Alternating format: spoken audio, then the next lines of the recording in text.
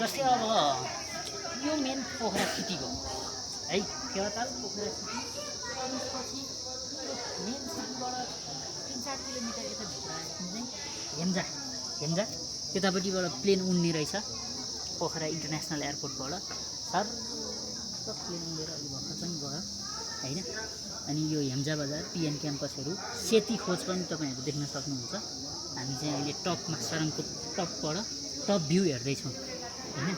अब यहाँ मान्छेहरू पनि धेरै हेरिरहनु भएको छ, आइरहनु भएको छ होइन। एक बिहानै यहाँ मान्छेको उपस्थिति एकदम बाक्लो, पपुलेसन डेन्सिटी एकदम राम्रै छ होइन। यो चाहिँ टावर हो, अहिले म यहाँ टावरबाट बोलिरहेको छु। अब के छ भन्दा हिमालको रेन्ज अब ठ्याक्कै कतिवटा हिमाल देखिएको छ चाहिँ I'm not quite sure, but यहाँबाट हिमालहरूको श्रृङ्खला चाहिँ धेरै नै देखिएको छ होइन। त्यो चाहिँ तपाईँहरू देख्न सक्नुहुन्छ भिडियोमा।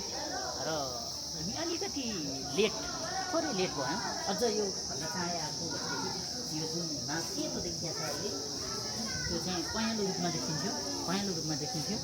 अनि अर्को कुरा चाहिँ के छ भन्दाखेरि यो आउने बाटोहरू हो, यो बाटो चाहिँ एकदमै साँघुरो र एकदम घुम्ती धेरै भएको रहेछ यो सराङकोट आउने बाटो चाहिँ। तर बाटोमा पनि एकदम वन जङ्गलहरू बस्तीहरू हल्का हल्का भेटिने एकदम मनमोहक खालकै रहेछ। अनि अब यहाँबाट पर त्यो शिव त्यो स्ट्याचु जस्तो देखिया छ थाहा, त्यो चाहिँ कुम्दीकोट। त्यसबाट माथि पनि के हो त्यो गुम्बा छ भन्ने ठ्याक्कै एक्ज्याक्टली नाम थाहा भएन, त्यो गुम्बा पनि देखिया छ। कुम्दीकोट चाहिँ यहाँबाट धेरै तल देखिन्छ। तालबाराई फेवातालको बिचमा देखिया छ त्यो सानो थुम्को, यहाँबाट मन्दिर चाहिँ त्यति क्लियर भएन बट देखिन चाहिँ देखिया छ। हाम्रो क्यामेराको जुमले अब कति भेट्छ होइन त्यतिसम्म आएको छ। त्यसपछि यो फेवातालबाट मिश्रित भएर जाने यो फत्ल्यान्ड खोलो के भन्छ यसलाई, त्यो खोलो चाहिँ यताबाट गएर सायद त्यही डेभिस फल बन्ने होला। हामी डेभिस फल पनि यसपछिको हाम्रो डेस्टिनेसन, अहिले दिउँसोको डेस्टिनेसन मेबी डेभिस फल। त्यसपछि हामी डेभिस फलपछि सिरुबारी जान्छौँ त्यही बाटो हुँदै।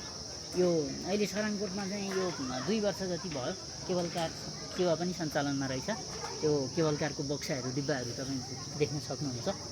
यो सेवाले मान्छेहरूलाई बालबालिका तथा ज्येष्ठ नागरिकहरूलाई केही सहयोग पुगेको छ भन्ने यहाँको स्थानीयको चाहिने भ्यूबाट त्यो देखिन आएको छ। अनि यो पोखराबाट चाहिँ हिमालको श्रृङ्खलाहरू, यतापट्टि हिमालको श्रृङ्खलाहरू देखियो, यतापट्टि फेरि पाहाडको श्रृङ्खलाहरू पनि धेरै राम्रो देखिने रहेछ। हामीलाई हिमालबाट मात्रै बढी आकर्षित हुन्छौँ त्यो आफ्नो ठाउँमा छ, तर पाहाडमाथि पाहाडको एउटा जुन यो श्रृङ्खलाहरू छ नि यो पनि एकदम राम्रो लाग्यो मलाई चाहिँ।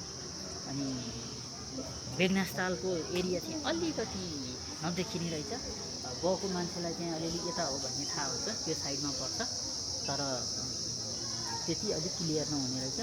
यो पोखरालाई एक त तालैतालको सहर पनि भनिन्छ, तालैतालको सहर पनि भनिन्छ। यहाँ तालहरू धेरै छन्, विशेषतः यो फेवाताल चाहिँ अब विशेष भयो, ठुलो भयो होइन।